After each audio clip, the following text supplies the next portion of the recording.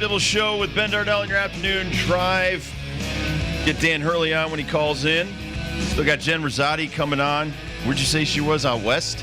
She's in Pacific time zone somewhere. That's all I know. It could be Team USA related. It could be USA versus WNBA All-Star related. It could be wheeling and dealing for the CT Sun related. She's kind of a busy lady. She is. So's Dan Hurley. So's Dr. Paul Thompson. We'll talk to him coming up next hour. He is a heart doctor over there. He's always great to have on and always a lot of fun to talk to because especially with the Olympics going on. Is Dan here? No, we're getting them, though. Okay. We're getting them. I mean, listen, it's hot outside, people, and you have to understand that with the inclement weather, you have to take it easy. You can't just get out there and do everything you're doing when the stuff is. All right, Dan Hurley is there. Coach Hurley, how are you? It's Rob and Ben. Coach. What's up, guys? How we doing? Doing great. We're doing great. Not as good as you, but we're doing great. How is your summer going so far? It's eventful. It's been a pretty eventful summer. Just literally just getting off the court with the with the group.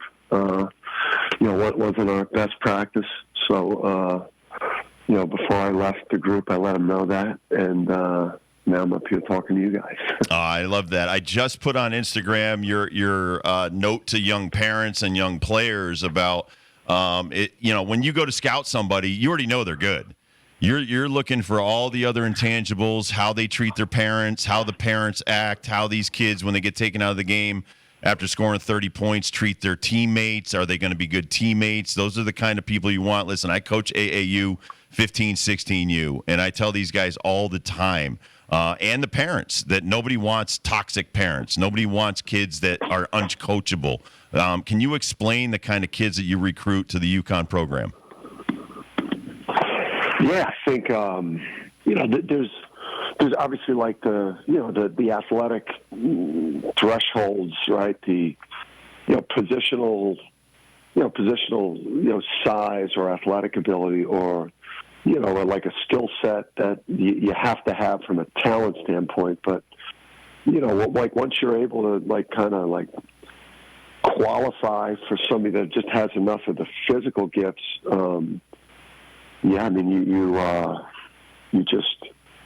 you pay real close attention to conversations with the parents, with the coaches, things that they're saying, in terms of the things they value, or where are they putting the onus? When there's a less than stellar performance, are they blaming the coach, or are they more directing it towards their son needing to develop more, practice harder, work harder, do more things on his end? But the thing that goes on, I think, even with our recruiting, we may recruit a player, for 8 months, 10 months. And then maybe there's something that you see over the course of a weekend at a tournament that will cause you to go in another direction. Or even after a campus visit, if you just don't think that the player is going to fit into what you're trying to do, which is to win championships and put players in the NBA. We're trying to do both. You could go a long time recruiting a player, and then something is alarming that makes you think that they're going to hurt UConn, and you go in another direction. You do have a player back from the draft. We thought Alex Karaban may be going to the NBA, but he's going to be back at UConn for his redshirt junior year. What kind of expectations and what kind of workload are you going to put on Alex being one of the mainstays from these two national championship teams? Yeah, I mean, it's for Alex, he's going to have to carry a significant amount of weight with this team, especially early on, and especially early on as the team is forming in terms of not just production and making plays, but also helping us establish the championship championship standards, championship habits. When you lose as many players as we've lost the last 2 years, from the program, it's it's a whole new group of players that are being counted on, and players like Alex. His production's going to have to increase, and he's going to have to go from a guy that a lot of people think is a really good player to now playing like a player of the year in our league, or playing like an All-American for us to have a real serious chance to win championships again. How proud are you of your kids, especially, to have 2 drafted in the top 10 this year, 2 drafted in the second round? What was that like for you at the NBA draft, and what things go through your mind, like where it started and getting Donovan to come to UConn from Bristol Central, things like that? What's going through your mind when your kids are getting drafted?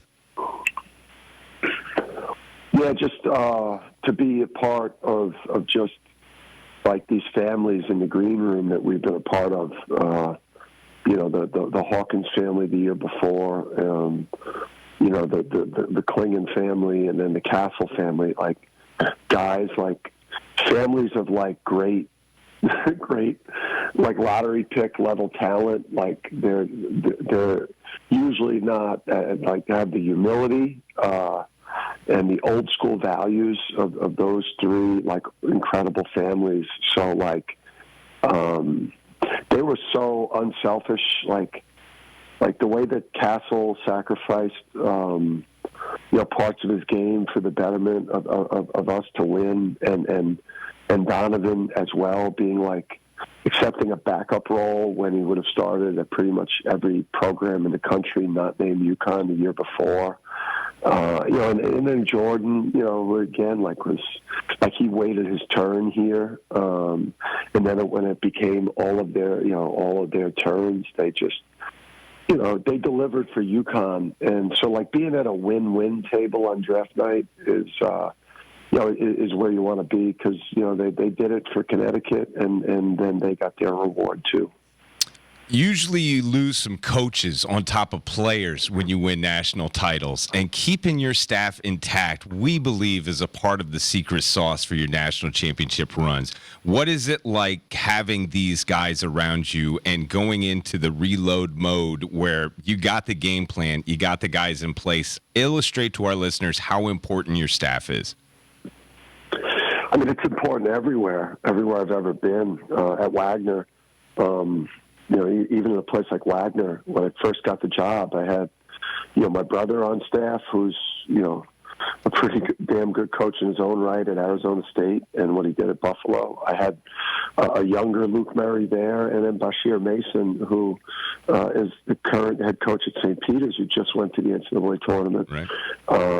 You move on to Rhodey, and I've got Luke Murray there with me again, and Preston Murphy, who's one of the best assistant coaches in the country, who's now at Alabama with Nate Oates, and David Cox, who eventually got the head job when I came to UConn. So I've always been smart enough in my career to hire really smart, hardworking people that share my obsession, with what we're building, and just with Kamani and Luke in particular. I think that their situation here, it's such a great situation for them professionally and personally. And if they really can only leave here for like the best Atlantic 10 jobs or higher, and then obviously, so it. For them to leave, it's going to have to be a great job, and then to have Tom here, who's just he's got so much UConn experience and he's got so much head coaching experience. It's the key to any like successful organization. It's like top to bottom, great staff. Can you take a second to take us through what your wife Andrea and Paul Wetman did for you to get you that Ford Raptor?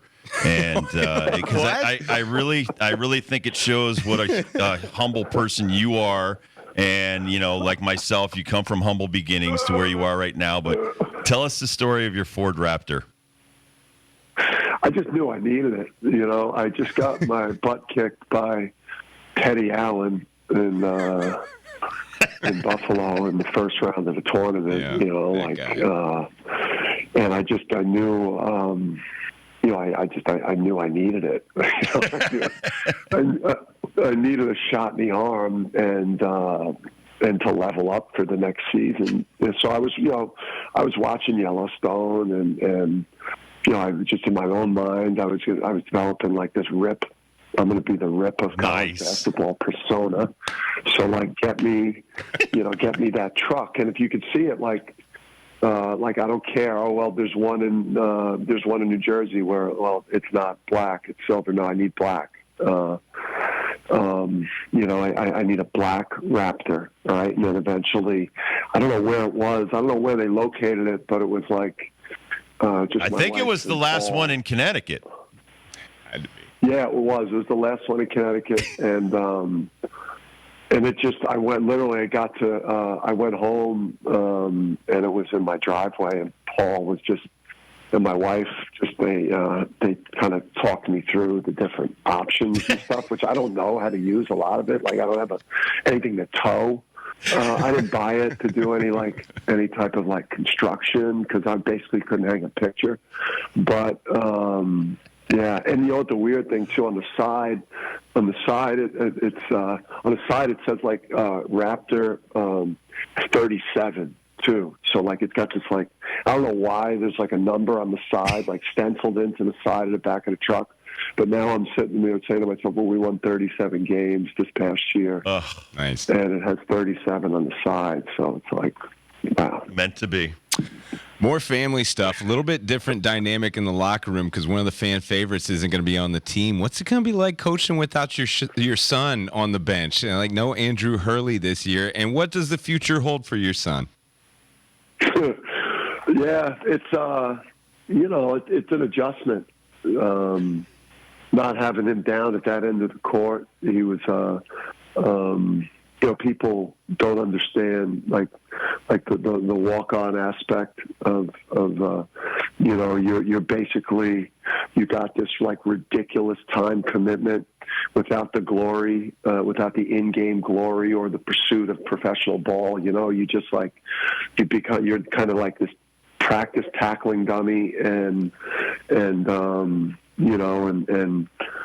just got to be this guy that brings awesome enthusiasm and you're on the scout team and you're doing all these things. That's like, I've had some bad walk-ons here and I've had some bad walk-ons in some other places. Like they make or break your team in some serious ways, like during the course of a long winter with like, what they can do for you in the huddle in the locker room and just their presence. And, for Andrew, he was awesome for me because, days when I'm ripping these guys for playing a bad game or a bad practice now, he'd help me pick the pieces up with them in the locker room, younger players, him telling them, like, hey, guys, he doesn't hate you. He loves you. Yeah. I know he just called you some of the worst things you've ever heard, but no, he really loves you, man. So not having him around, like, it makes our team worse. And I got to, right now, we're trying to find, maybe a preferred walk-on that could bring us some of those same qualities.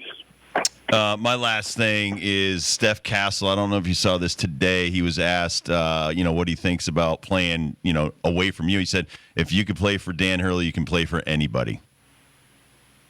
Yeah, he's probably right. Yeah, he's probably right. I think, I do think when, for players that I think when NBA teams are looking at a player now kind of coming out of UConn, I think that they know that they're smart because, we play sophisticated basketball. They know that our guys are about winning. And they know that they'll be coachable, that they want to be coached because, if you do pick coming to UConn, I promise you're going to get coached and you're going to get coached. You're going to get coached hard because it's hard to win. And it's gotten even harder to win in college sports and college basketball in general.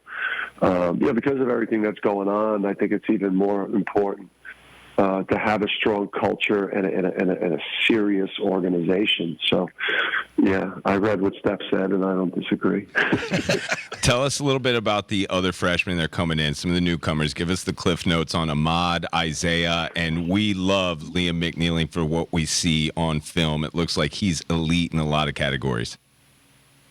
Yeah, Liam is, he's pretty much, and not that there won't be some tough stretches and some rough nights for him, but he's as close in terms of just the maturity, the work ethic, the pedigree, the family background, the programs he's been in. I mean, he's a guy that you feel like will be a plug, a plug and play, potential starter for us that can go out and do it right away. And I think he's got some Caravan in him and some Spencer in him and some Hawkins in him with some of his skill set. And I think he's going to fill that void that Spencer, that the fans of opposing teams are going to hate this guy, because he's going to stick dagger shots, and then he's going to let them know that they lost. So he's going to become an enemy pretty quick. Of the opposing teams. And then, with the other guys, I think, with Noel, just for a guard, it's the way that we play offense is complicated. It's not like just simple ball screen and just go try to make a play. We play in a different way offensively, so there's a lot to learn, and there's a lot of reads you got to make, and there's a lot of different options and movement and things happening. So, when the game slows down for him, he's going to be a guy that's going to help us this year. And I think like Abraham is better than what we thought he was, and we knew he was a good player. So.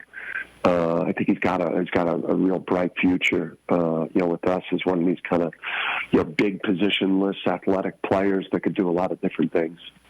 Dan, thank you so much for your time. I know you're very busy, and we really appreciate getting you on the show. Good luck, and again, keep coaching these kids like you do.